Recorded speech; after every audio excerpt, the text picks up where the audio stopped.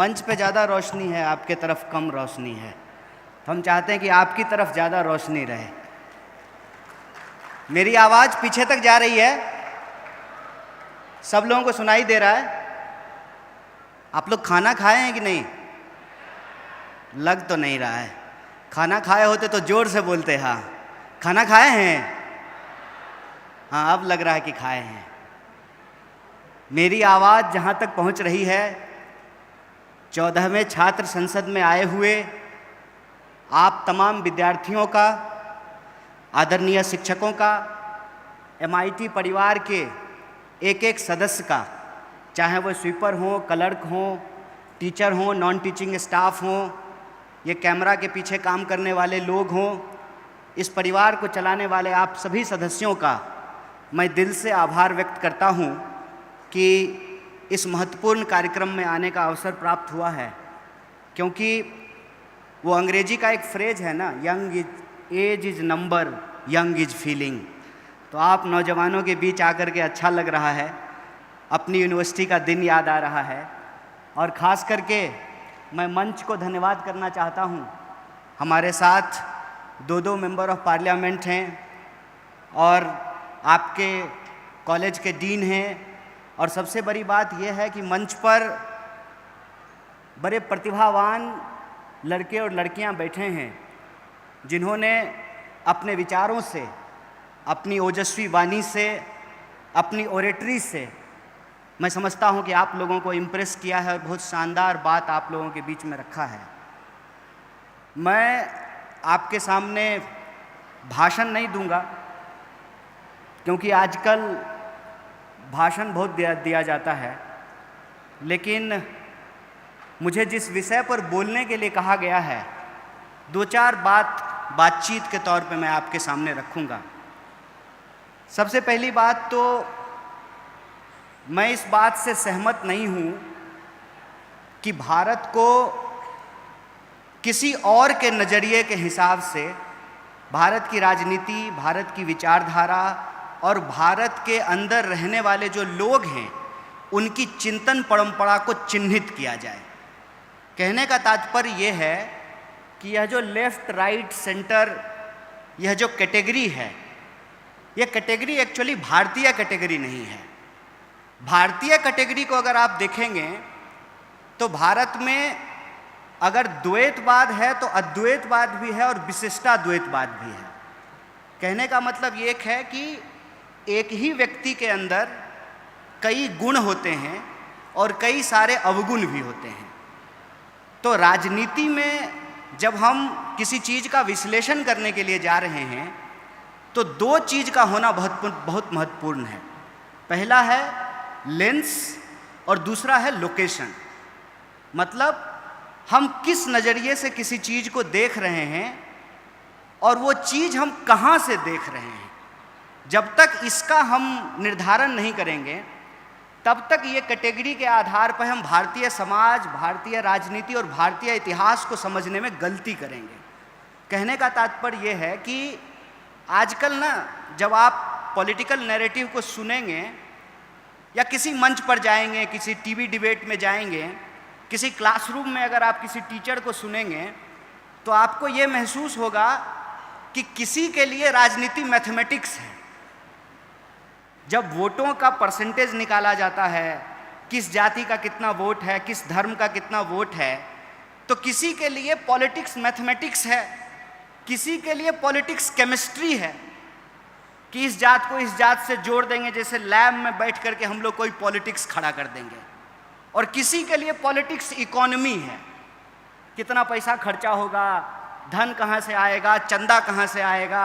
और आजकल चल भी यही रहा है, तुम मुझे चंदा दो मैं तुम्हें धंधा दूंगा, आप मुझसे चंदा लीजिए, फिर जब हमारी सरकार आ जाएगी तो हम आपको धंधा दे देंगे। चल भी यही रहा है। तो अगर आप इस देश का लीडर बनना चाहते हैं या as a political science student आप इस देश को समझना चाहते हैं, और जो एफर्ट है MIT का कि हमको पढ़ा लिखा नेतृत्व खड़ा करना है, तो सबसे पहले आपको ये समझना पड़ेगा कि राजनीति है क्या। जब तक राजनीति समझ में नहीं आएगी, ये लेफ्ट, राइट, सेंटर ये भी समझ में नहीं आएगा। तो राजनीति क्या है? राजनीति देखिए सिंपल, समाज में जैसे संरचना होती है, घर होता है, परिवार होता है, धर्म होता है, जाति होता है, पहचान होती है, उसी तरह से राजनीति भी एक संरचना होती है। और उस संरचना के दो तरह के लोग होते हैं, एक जो उस संरचना से लाभ ले रहे हैं और एक जो उस संरचना के पीड़ित हैं। अगर आपको उस संरचना से लाभ मिल रहा है तो आप उस संरचना की अच्छाइयों को देखेंगे। अगर उस संरचना से आप पीड़ित हैं तो आप उस संरचना के खिलाफ अपने सवाल को उठाएंगे, अपनी आवाज को मुखर करेंगे। मतलब राजनीति दो ही तरह की होती है, एक होती है सत्ता की राजनीति और दूसरा होता है सत्ता के खिलाफ सत्य की राजनीति, और यही विचारधारा है। और जो सत्ता की राजनीति और सत्य की राजनीति है, इसको अगर आप भारतीय इतिहास, चिंतन और परंपरा के आधार पर देखेंगे तो भारत में हर तरह के विचार आपको देखने को मिलेंगे। भारत को किसी और देश से किसी भी प्रकार का नकल करने का जरूरत नहीं है। भारत वो देश है जहां पर हिरण्यकश्यप का अगर उदाहरण मिलता है तो अपने ही बाप के खिलाफ खड़ा होने वाला भक्त प्रहलाद का भी उदाहरण मिलता है। इस बात को याद रखिएगा। भारत के इतिहास में अगर तैमूर लंक मिलता है तो उसकी बड़ी आर्मी के सामने, जिसके पास तलवारें थी, घोड़े थे, हाथियां था, उसके सामने चाकू लेकर के खड़ा होने वाला बलकरण का भी इतिहास मिलता है। तो भारत की चिंतन परंपरा को आपको देखना पड़ेगा। भारत में अगर ईश्वरवादी सत्ता है तो उस ईश्वरवादी सत्ता को चुनौती लेने वाले विचार भी आपको मिलते हैं। फर्ज कीजिए, चांद तो वही है ना भैया, जिसको आप करवा चौथ में भी चलनी लेकर के देखते हैं और ईद में भी देखते हैं। चांद को थोड़ी पता है कि धरती पर उसके नाम से लोग लड़ रहे हैं। वो तो करवा चौथ में भी देखा जा रहा है और ईद में भी देखा जा रहा है। इसका फैसला आपको करना है कि आपको समाज में किस संरचना का निर्माण करना है। अगर आपको समाज में बराबरी की संरचना का निर्माण करना है तो भारत में उसकी चिंतन परंपरा को आपको ढूंढ करके लाना पड़ेगा। और भारत में समानता, एकता, न्याय, बराबरी, इसकी चिंतन परंपरा ये है कि आपको कबीर के पास जाना पड़ेगा, आपको नानक के पास जाना पड़ेगा, आपको बुद्ध के पास जाना पड़ेगा, आपको शिवाजी के पास जाना पड़ेगा, आपको अन्ना भाऊ साठे के पास जाना पड़ेगा। क्या कहते हैं कबीर? कबीर कहते हैं कि काकर पाथर छाड़ी के माजिद लियो बनाए, तापर मुल्ला बांग दे बहरो भयो खुदाए। ये होता है सत्ता को चुनौती देना। सत्ता कितने प्रकार की है? सत्ता जाति की हो सकती है, सत्ता धर्म का हो सकता है, सत्ता पितृ सत्ता की हो सकती है, सत्ता अर्थ का हो सकता है। कहते हैं ना कि ये दुनिया है काला बाजार की, पैसा बोलता है, पैसे से हर चीज खरीदा जा रहा है। तो सत्ता को चुनौती देने का जो साहस होता है, वो साहस अगर आपके भीतर है, वो समझ आपके भीतर है, तो आप सत्य की राजनीति के साथ खड़े हैं। दो ही रास्ता है, नदी के उस किनारे खड़े हो जाइए, सत्ता से हाथ मिला लीजिए, या अपने दिलों में सत्य का अरमान लिए हुए गांधी बुद्ध के रास्ते पे चल पड़िए, डॉक्टर बाबा साहब भीमराव अंबेडकर के रास्ते पे आगे निकल पड़िए। और बुरा मत मानिएगा, बहुत सारे स्पीकर ने कहा कि विचार नहीं होता है। गलत बात है।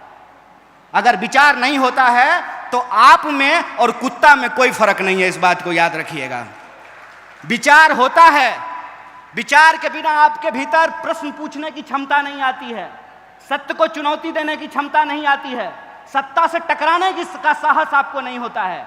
विचार होता है, नजरिया होता है, तभी आपको नजर आता है। चलिए हमारे साथ ताजमहल, ताजमहल हमारे साथ देखने चलिए, आपको खूबसूरती दिखाई देगी। हमको दिखाई देगा कि बड़े मजदूरों का शोषण किया गया, उसको पेमेंट नहीं किया गया, उसको वेज नहीं दिया गया है। एक ही चीज है, उसको आप किस नजरिए से देखते हैं, ये नजरिए पे निर्भर करता है। और मुझे बताइए, गन्ने को यदि चना कहने लगे तो चने गन्ने जैसा स्वाद तो नहीं देने लगेगा ना। सिर्फ नाम बदल देने से क्या होगा? लड़ाई हमेशा सत्य और सत्ता की रहती है, और सत्य और सत्ता दोनों बदलते रहता है। ऐसा नहीं है कि ये हमेशा अस्थायी रहता है। सत्ता भी बदलता है और सत्य भी बदलता है।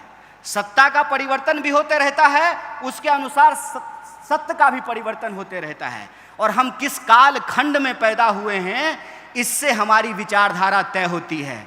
जैसे एग्जाम, आप देखिए करवा चौथ को चलनी लेकर के, आप देखिए ईद पर चांद को, लेकिन जब एग्जाम होगा यूपीएससी का और पूछा जाएगा कि चंद्रग्रहण कैसे लगता है, तो ये लिख करके आइएगा कि केतु और राहु की वजह से होता है, तो एग्जाम में आप फेल हो जाइएगा। इस बात को याद रखिएगा। विज्ञान से पहले तर्क है, और तर्क की अगर आप बात करेंगे तो इस देश में तर्क रहा है, और तर्क ने हर प्रकार की सत्ता को चुनौती दिया है। वही कबीर जो लिखते हैं कि काकर पातर छारी के माजिद लियो बनाए, तापड़ मुल्ला बांग दे बहरो भयो खुदाए, वही कबीर लिखते हैं कि पाथर पूजे हरि मिले तो मैं पूजूं पहाड़। वही कबीर लिखते हैं, वही नानक लिखते हैं, वही बुद्ध लिखते हैं, वही इस देश के जन कवि लिखते हैं। और कवि दो तरह के होते हैं, इस बात को याद रखिएगा। जैसे मैं कहता हूं कि राजनीतिक व्यक्ति दो तरह का होता है, उसी तरह से कवि भी दो तरह के होते हैं। एक कवि वो होता है जो राजा के दरबार में बैठ करके राजा के लिए भजन गाता है। दूसरा कवि वो होता है जो जनता के बीच में जन संघर्षों का गीत गाता है। इसका चुनाव आपको करना है, इसका चुनाव आपको करना है कि आप किसके साथ खड़े हैं। लेकिन याद रखिएगा, किसी भी वस्तु को उठा करके जब आप फेंकते हैं तो ये उस वस्तु के वजन और उसके वॉल्यूम पर निर्भर करता है, उसके मास और वेट पर निर्भर करता है कि वो कितनी दूर जाएगा। आप सामाजिक व्यवस्था में, आर्थिक व्यवस्था में, सांस्कृतिक व्यवस्था में, राजनीतिक व्यवस्था में कहाँ खड़े हैं, वहीं से आपका विचार तय होता है।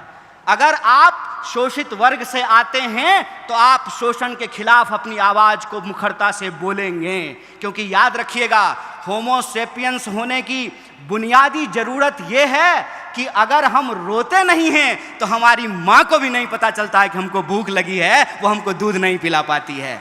हमारा इतिहास क्या है, हमारा धर्म क्या है, हमारी संस्कृति क्या है, हमारा दर्शन क्या है, हमारा तर्क क्या है और हमारा विज्ञान कहाँ जा रहा है, इसका मूल्यांकन करना बहुत जरूरी है। और अगर आप इस देश का नेतृत्व करना चाहते हैं तो इस बात को याद रखिएगा कि आपके भीतर विज्ञान की भी समझ होनी पड़ेगी।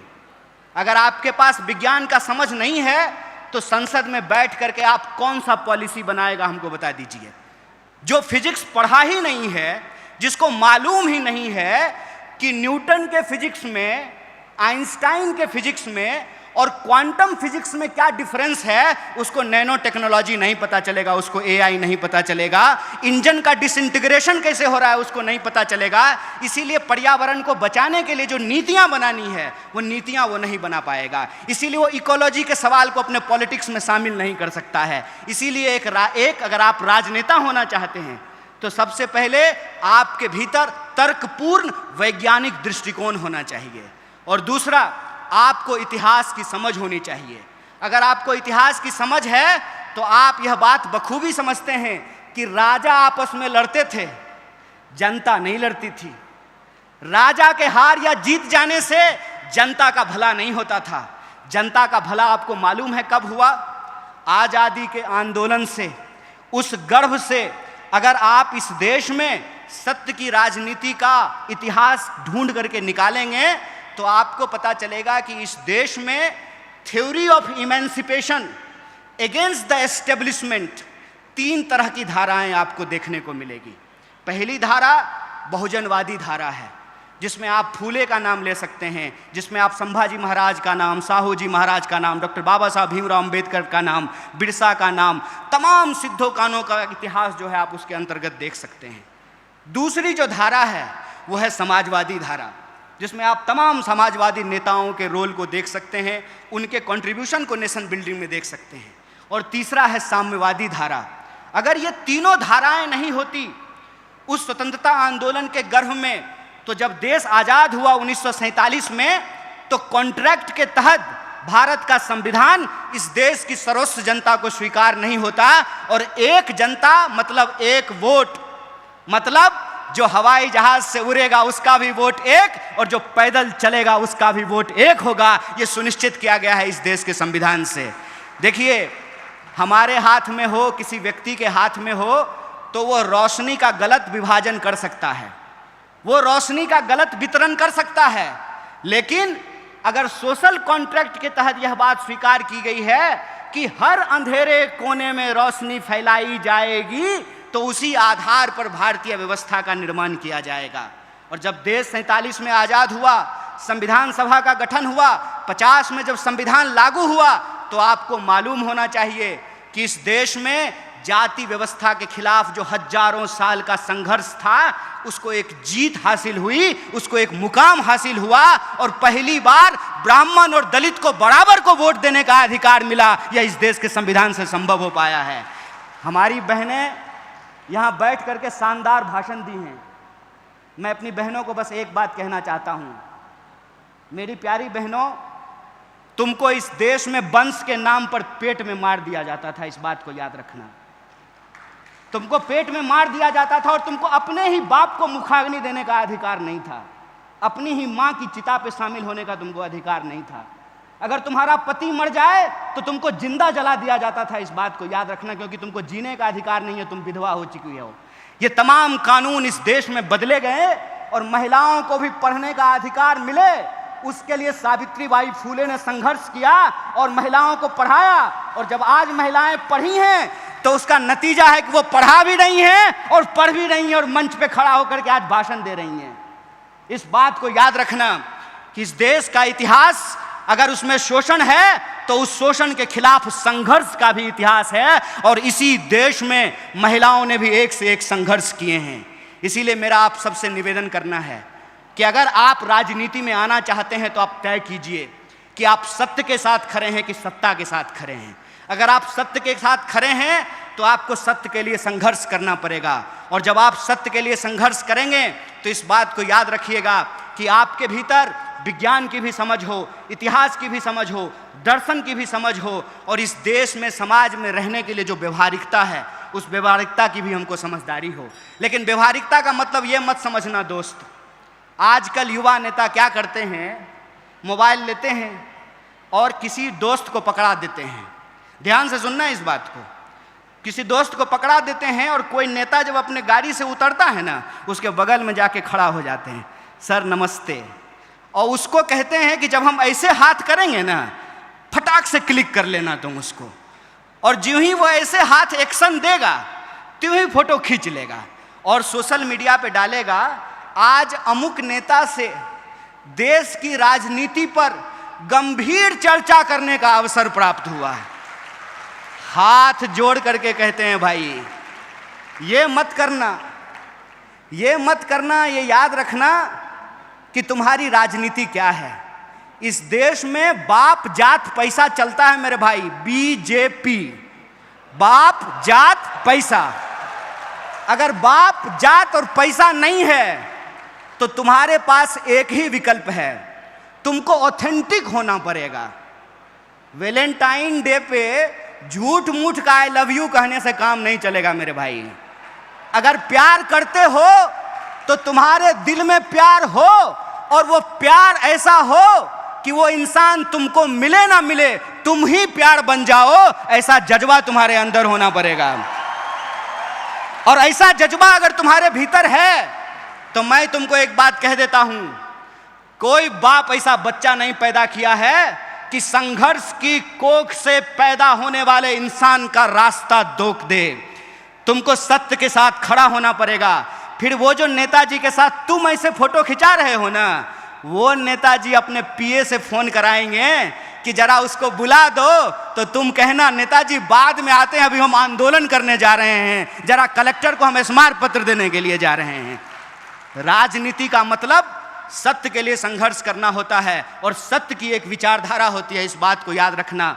दक्षिण वाम और मध्य के रास्ते में मैं पढ़ने के लिए नहीं कहता हूं, उसका चुनाव आप खुद करो, लेकिन कैटेगरी में मत फंसो। लेकिन एक कैटेगरी जरूर होती है, वो कैटेगरी होता है सत्य का। उस सत्य की विचारधारा पे चलो, और इस देश ने बार बार ये साबित किया है, यह देश बुद्ध की धरती है, इसीलिए यहाँ कोई भी संघर्ष हिंसा से नहीं अहिंसा से करके उस संघर्ष को जीता जा सकता है। अगर बुद्ध ने उंगली माल को संत बना दिया अपने अहिंसा से, तो तुम भी आज के उंगली माल को रास्ते पे ला सकते हो अपने संघर्ष से। बस इस बात को याद रखना।